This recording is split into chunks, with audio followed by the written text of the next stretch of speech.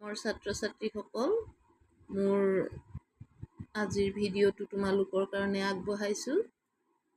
মোৰ আজিৰ ভিডিঅ'টো তোমালোকৰ লগত আলোচনা কৰিম লেটাৰ, ৱৰ্ড আৰু চেণ্টেন্স, যিখিনি 6-7ৰ ষ্টুডেণ্টৰ কাৰণে খুব দৰকাৰ।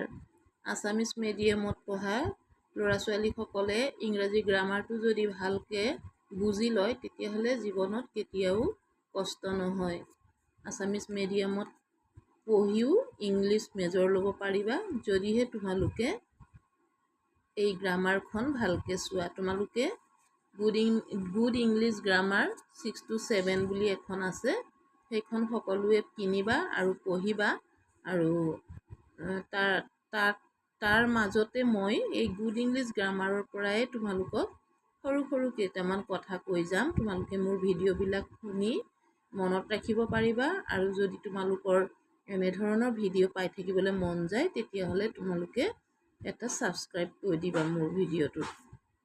এতিয়া কথা হ'ল কি, আমাৰ মনৰ ভাৱবিলাক আমি কিছুমান চিনৰ সহায়ত প্ৰকাশ কৰোঁ।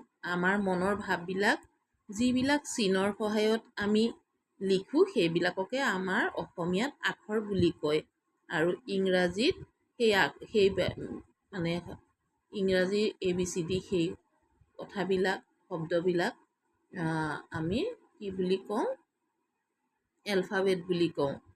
যেতিয়া কেইবাটাও এলফাবেট একেলগ হৈ এটা অৰ্থপূৰ্ণ শব্দ গঠিত হয় তেতিয়া সেইটো কি বুলি কয়, ৱৰ্ড মানে শব্দ। যেনে CO আৰু W, তিনিটা বেলেগ বেলেগ এলফাবেট, সেইকেইটাক যদি COW বুলি একেলগে লিখোঁ তেতিয়াহ'লে কাও হ'ব, আৰু কাও মানে গৰু। গতিকে আমি মনৰ ভাৱ প্ৰকাশ কৰিবৰ কাৰণে কিছুমান চিন ব্যৱহাৰ কৰোঁ। সেই চিনবিলাকক অসমীয়াত আখৰ বোলে, ইংলিছত এলফাবেট বোলে। কেইবাটাও এলফাবেট একেলগ হৈ যদি অৰ্থপূৰ্ণভাৱে যদি শব্দটো প্ৰকাশ কৰে তেতিয়া তেওঁক শব্দ বা ৱৰ্ড বোলে, নহয়নে? অৰ্থ প্ৰকাশ কৰাৰ লগে লগে এটা শব্দ হৈ পৰে। গতিকে সৰুকৈ তোমালোকৰ লগত ক'ম, যদি তোমালোকে মোৰ ভিডিঅ'বিলাক চোৱা তেতিয়াহ'লে তোমালোকৰ অকণমান হ'লেও লাভ হ'ব। তোমালোকে কিছু কথা বুজিব পাৰিবা আৰু জীৱনত আগবাঢ়ি যাব পাৰিবা। আৰু ইংৰাজী আখৰবিলাক লেটাৰ, শব্দ মানে ৱৰ্ড আৰু বাক্য, এই চেণ্টেন্স, এইবিলাক কাক কোৱা হয় সেইখিনি বুজাম।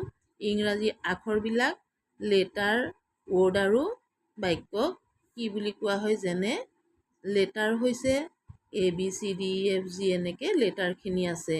তাতে ৱৰ্ডখিনি হ'ব তুমি যি এনেকৈ ধৰণেৰে অৰ্থপূৰ্ণভাৱে সজাবা, লিখিবা, তেতিয়া যি অৰ্থপূৰ্ণ ভাৱ প্ৰকাশ হ'ব তাক তুমি শব্দ বুলি ক'বা বা ৱৰ্ড বুলি ক'বা।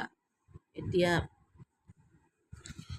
তোমালোকে যি এই কথাখিনি বুজি পাইছা যে ৱৰ্ড কাক বোলে, সেই তেওঁলোকে এটা ৱৰ্ড মোক লিখি দিবা বুলি আশা ৰাখি আজিৰ ভিডিঅ'টো ইমানতে সামৰণি মাৰিলোঁ।